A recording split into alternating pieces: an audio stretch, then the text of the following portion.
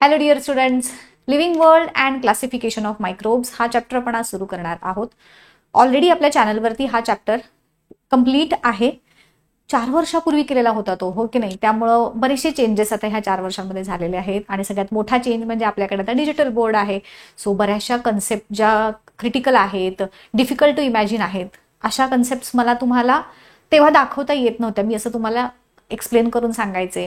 So चित्रांच्या, डायग्रामच्या साह्यानं, व्हिडिओच्या साह्यानं असं मला ते आता तुमच्यापर्यंत अजून चांगल्या पद्धतीने एक्सप्लेन करणं हे पॉसिबल झालेलं आहे. सो मी ठरवलं, चला आता पुन्हा एकदा नव्याने सुरुवात करूयात आपल्या ह्या सिलेबसची. याच्यामध्ये तेव्हा जो पार्ट मी शिकवलेला होता, बराचसा पार्ट क्वेश्चन आन्सरवाला माझ्याकडून राहून गेलेला होता. सो आता इथे आपण अगदी पहिल्यापासून इच अँड एव्हरीथिंग या चॅप्टरशी रिलेटेड, म्हणजे ह्याच नाही सगळ्या चॅप्टरशी रिलेटेड मध्ये क्वेश्चन आन्सर्स असू देत, ॲडिशनल माहिती असू देत, कोणत्या प्रकारचे प्रश्न विचारले जातात, कशी तयारी करायची, टेक्निक, स्टेप्स, असं बराचसा पार्ट मी नवीन पद्धतीनं इन्क्लूड करणार आहे.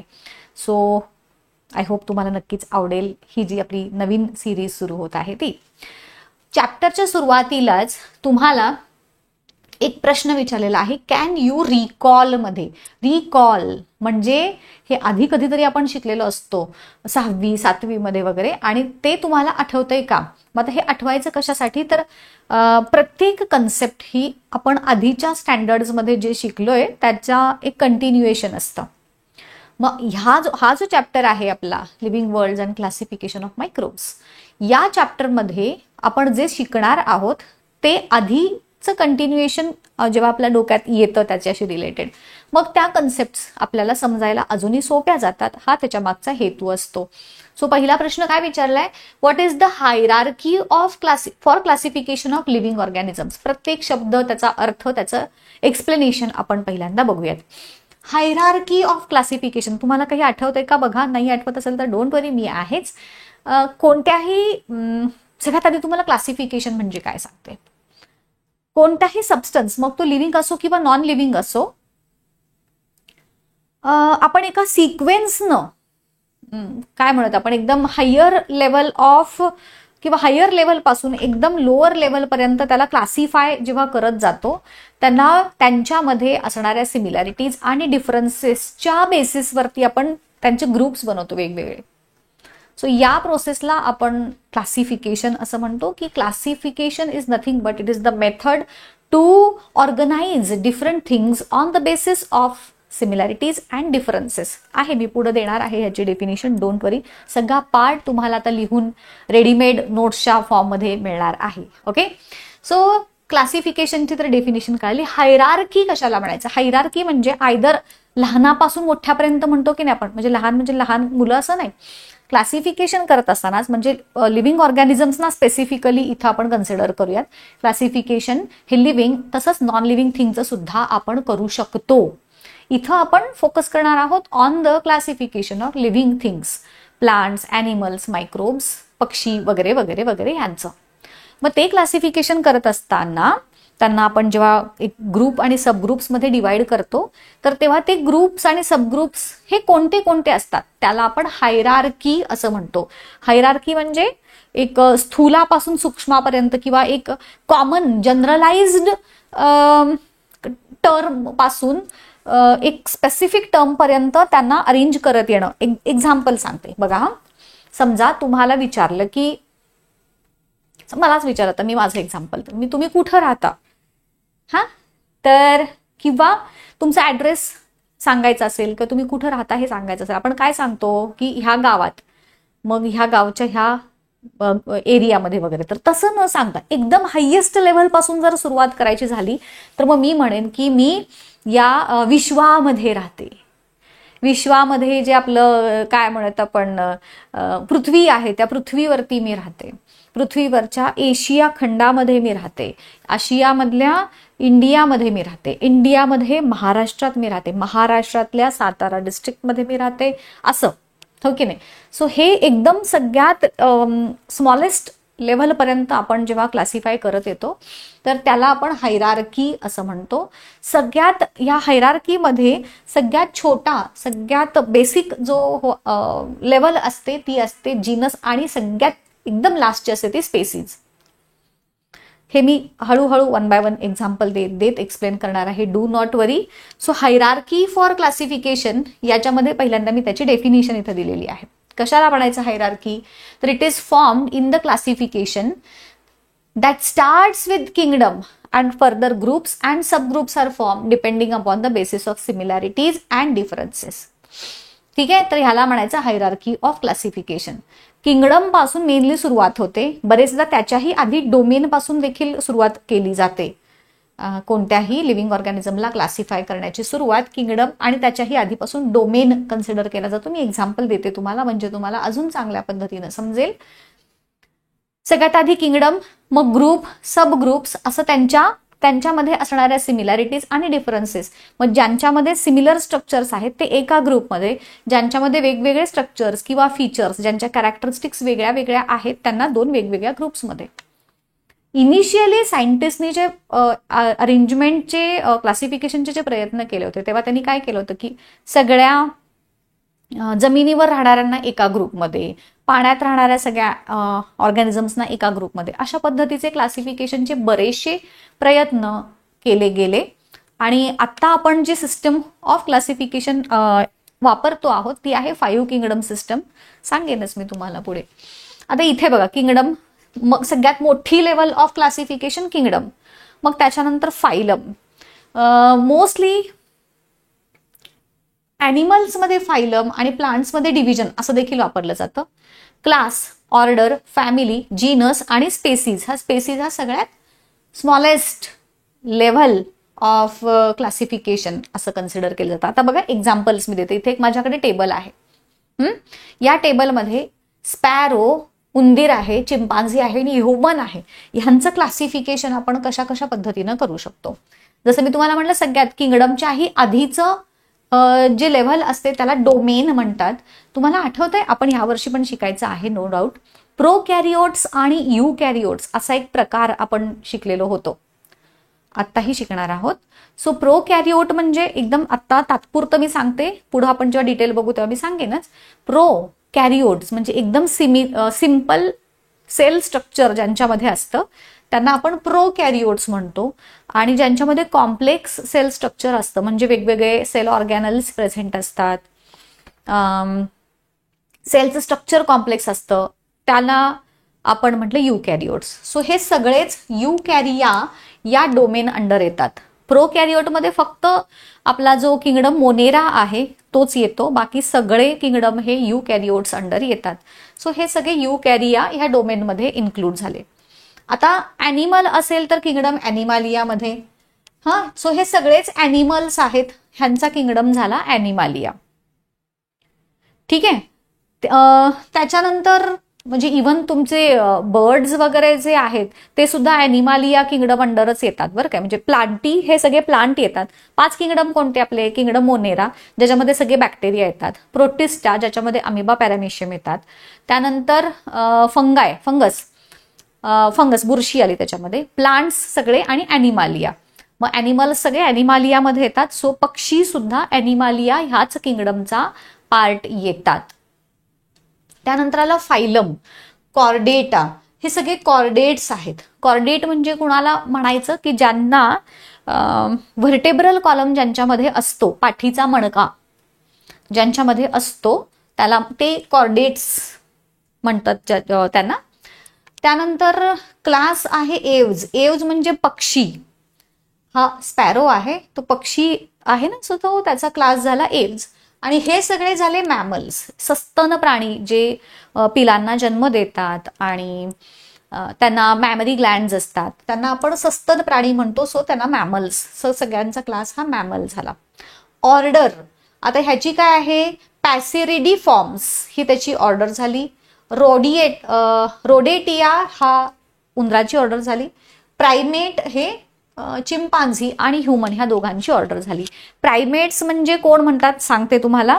प्रायमेट्स हे असे ऑर्गॅनिझम्स असतात की जे मॅमल्स आहेत त्यांना कॉलर बोन्स, इथे हे जे हाड आहे याला आपण कॉलर बोन म्हणतो. सो हे कॉलर बोन ज्यांच्यामध्ये आहे आणि फिंगर्स ज्यांना आहेत म्हणजे असं धरण्यासाठी त्यांची फिंगर्स डेव्हलप झालेले असतात ते सगळे येतात प्रायमेट्स ह्या ऑर्डरमध्ये. ठीक आहे. सो बघा इथे जर तुम्ही बघितलं तर ह्या चिंपांझीची पण ऑर्डर प्रायमेट आहे, ह्युमनची पण, म्हणजे सगळी माकडं आणि आपण हे सगळे एका ऑर्डर मध्ये येतो, बरोबर. त्यानंतर येते फॅमिली. चिमणीची फॅमिली आहे पॅसिडरिडी, उंदराची आहे म्युरिडी आणि आपली आहे होमिनिडी. म्हणजे तुमच्या एक लक्षात आलं का, चिंपांझी आणि आपली फॅमिली सुद्धा एकच आहे.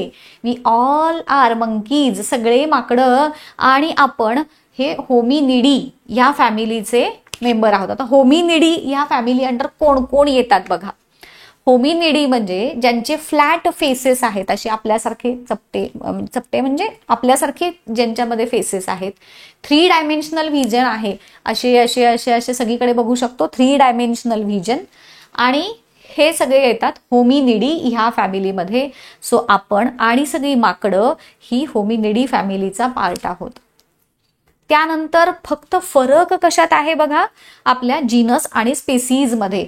म्हणजे जसं आपल्या नावाचा पार्ट असतो, जसं सरनेम आणि आपलं नेम, बरोबर, तसं म्हणजे जसं अक्षता किरपेकर, किरपेकर जसं झालं कॉमन, खूप सारे किरपेकर आहेत पण अक्षता किरपेकर एकच आहे, होय की नाही. सो तसं होमो हा जीनस ह्युमनचा झाला, चिंपांझीचा पॅन आहे, माऊसचा मस आहे आणि स्पॅरोचा आहे पॅसर.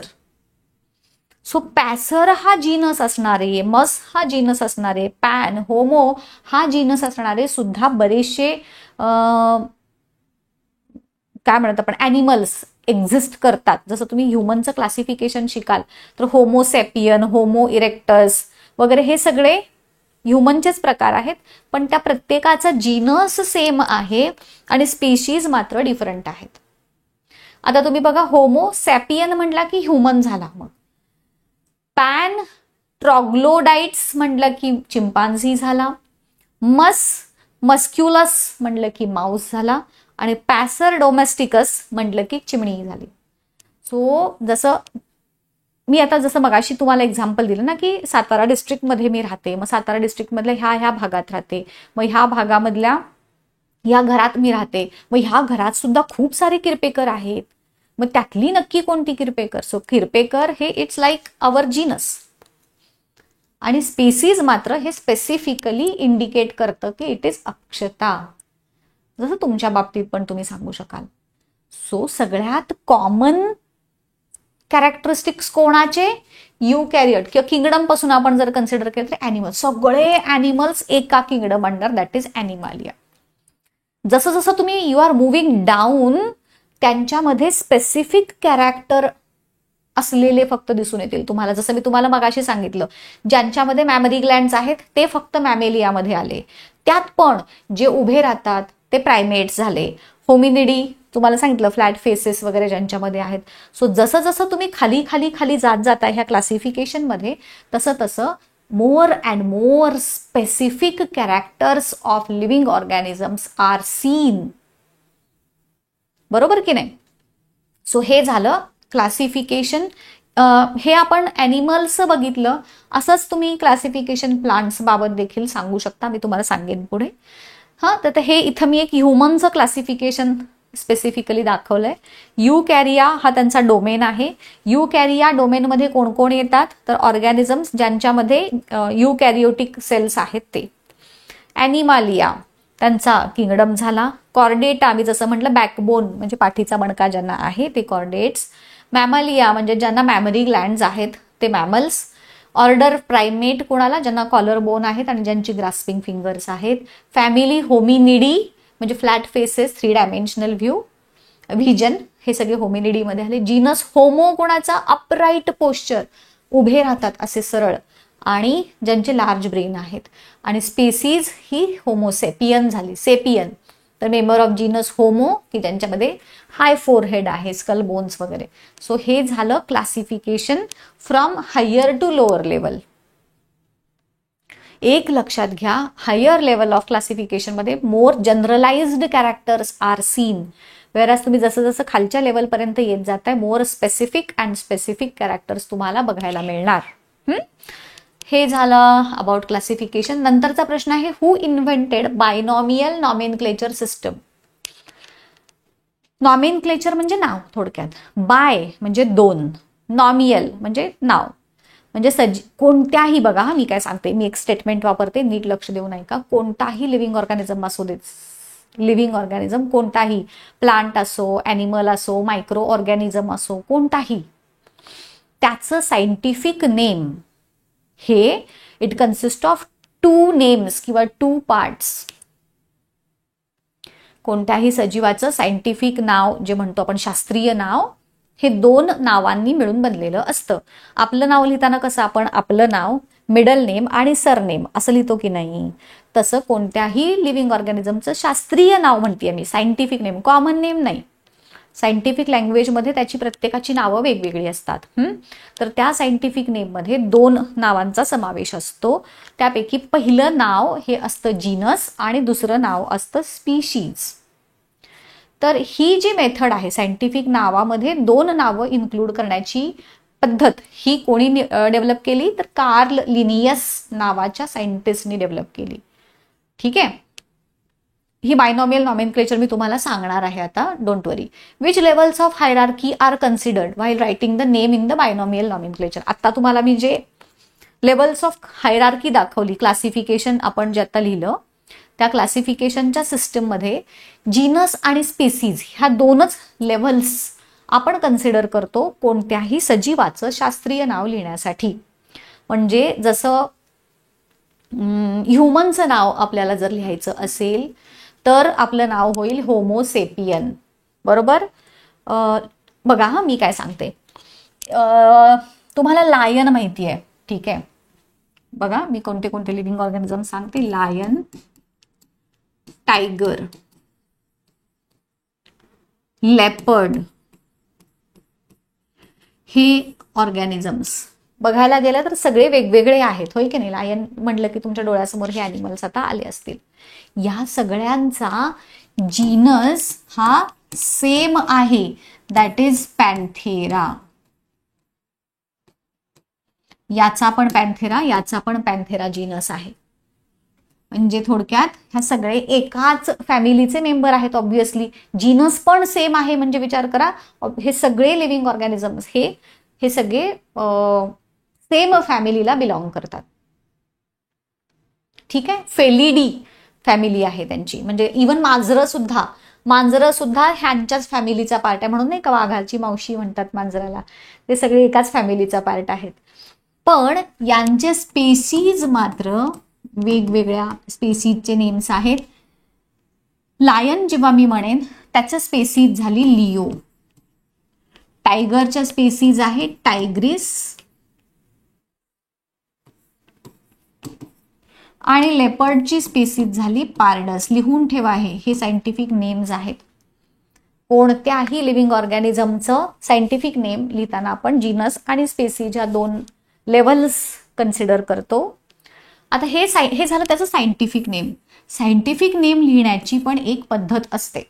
काय पद्धत असते, तर हे इथं मी जसं लिहिलंय तशा पद्धतीनं इटॅलिक्स म्हणजेच आपण काय म्हणतो कर्सिव्ह लेटर्समध्ये लिहितात आयदर, किंवा आता हे मला लिहिता येत नाही कर्सिव्ह लेटर्समध्ये, मग अशा वेळेस काय करायचं, आपल्या नॉर्मल लेटर्समध्ये लिहायचं आणि त्याला इथं दाखवली तशी अंडरलाईन करायची.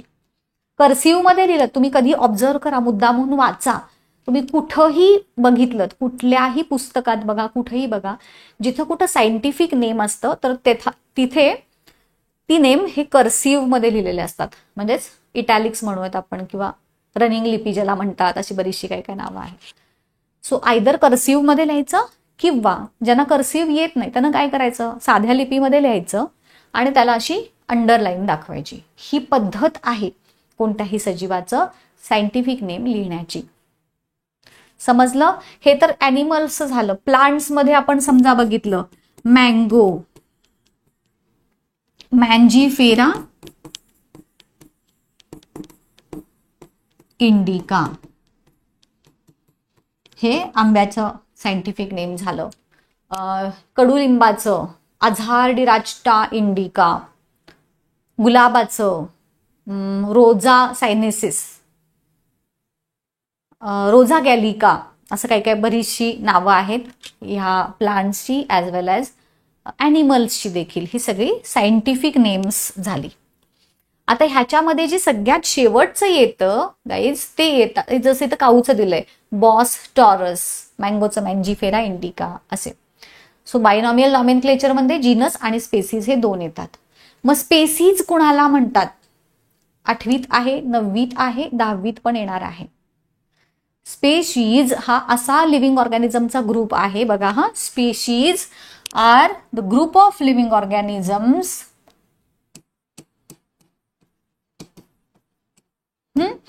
group of living organisms which reproduce naturally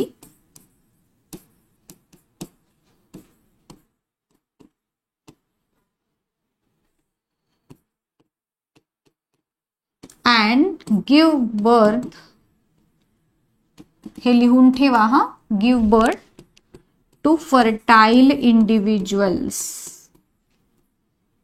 किंवा ऑर्गॅनिझम्स, इंडिव्हिज्युअल्स काहीही म्हणा, जे एकमेकांच्या मध्ये रिप्रोड्यूस नॅचरली करतात. म्हणजे जसं कुत्रा आणि मांजर ह्यांच्यामध्ये नॅचरल रिप्रोडक्शन होईल का रे? नाही होणार. सो कुत्रा ही वेगळी स्पीशीज झाली, मांजर ही वेगळी स्पीशीज झाली. पण दोन कुत्र्यांच्या व्हरायटीजमध्ये मात्र नॅचरली रिप्रोडक्शन होऊ शकतं. सो स्पेसीज हा असा ग्रुप ऑफ ऑर्गॅनिझम आहे जे नॅचरली रिप्रोड्यूस करतात आणि त्यांच्यापासून जे लिव्हिंग ऑर्गॅनिझम्स प्रोड्यूस होतात ते कसे असतात? फर्टाईल असतात. फर्टाईल म्हणजे ज्यांच्यापासून पुन्हा म्हणजे जे दुसऱ्या म्हणजे जे पिलांना जन्म देऊ शकतात त्याला आपण फर्टाईल म्हणतो. सो ह्याला म्हणायचं स्पेसीज. लिहून ठेवलं एक्झाम्पल्स.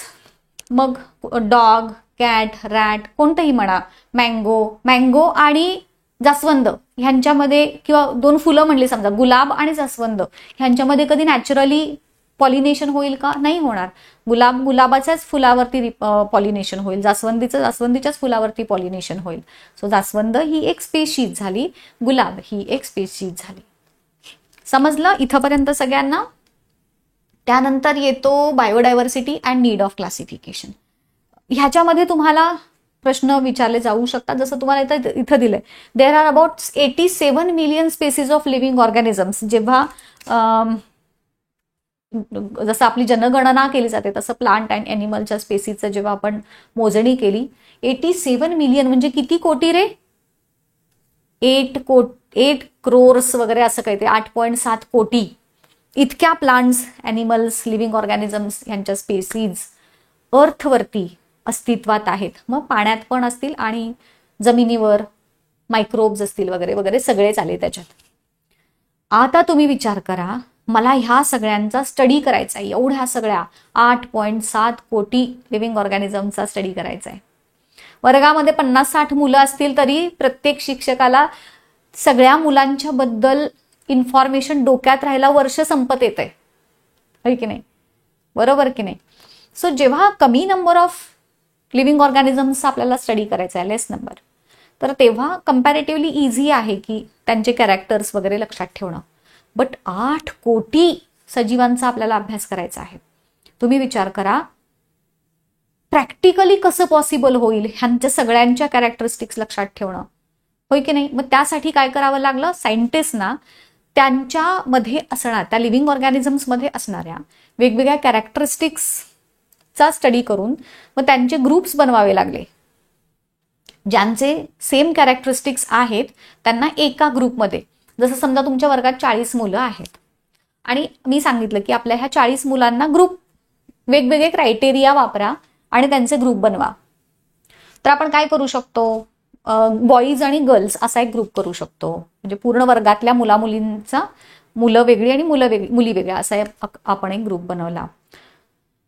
समजा अजून काहीतरी वेगळा क्रायटेरिया करायचा आहे, मग जे लोकल आहेत ते आणि परगावहून येणारे स्टुडंट असा एक आपण क्रायटेरिया करू शकतो.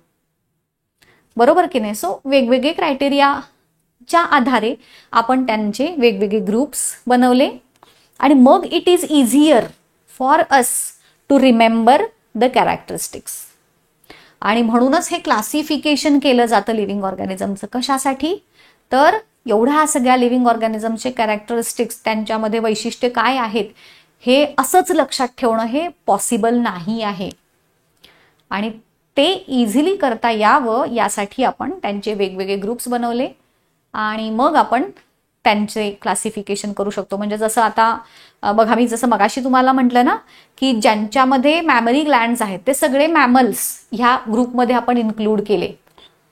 मग डॉग, कॅट, रॅट, ह्युमन, कुत्री, गाई, म्हशी, वाघ, चित्ता, हे सगळे मॅमल्स आले. ह्या सगळे पिलांना जन्म देतात. आलं का लक्षात? सो ज्यांच्यामध्ये अशा प्रकारचे फीचर आहेत. मग मासे जे अंडी घालणारे आहेत त्यांना आपण ओव्हीपॅरस म्हणतो. अंडी घालणारे ॲनिमल्स ना ओव्हीपॅरस. मग जे अंडी घालतात, काही मासे घालतात, काही ॲम्फिबियन्स पण घालतात, काही रेप्टाईल्स अंडी घालतात, पक्षी घालतात. सो ते सगळे ओव्हीपॅरस ह्या ग्रुपमध्ये आले. समजतंय तुम्हाला मी काय सांगते ते? की सजीवांमध्ये असणाऱ्या सिमिलॅरिटीज आणि डिफरन्सेस यांच्या आधारे त्यांचे ग्रुप बनवणे, त्याला म्हणायचं क्लासिफिकेशन. आणि हे क्लासिफिकेशन केल्यामुळं आपल्याला त्यांचा स्टडी करणं हे सोपं झालं, हे लक्षात घ्या. ठीक आहे, तर ही आपली आता फक्त बेसिक इंट्रोडक्शन झाली आजच्या लेक्चरमध्ये. आता आजचा प्रश्न, आज मी जे सांगितलं ते तुम्ही व्यवस्थित लक्ष देऊन ऐकलंय का? ऐकलं असेल तर मँगो, माझ्या ह्या प्रश्नाचं उत्तर तुम्ही मला कमेंट करून सांगायचं की मँगो हा जो हे आहे प्लांट आहे त्याचं मी सायंटिफिक नेम काय आहे हे आता मी सांगितलं मगाशी, तर ते मला तुम्ही कमेंट करून सांगायचं, मँगोचं सायंटिफिक नेम. ओके, आलं लक्षात? आणि कसा वाटला व्हिडिओ हेही मला कमेंट करून सांगा. आवडला असेल तर लाईक, शेअर आणि चॅनलला सबस्क्राईब करायला विसरू नका. ठीक आहे, इथेच थांबूयात. भेटूयात पुढच्या व्हिडिओमध्ये. Till then good bye. Thank you.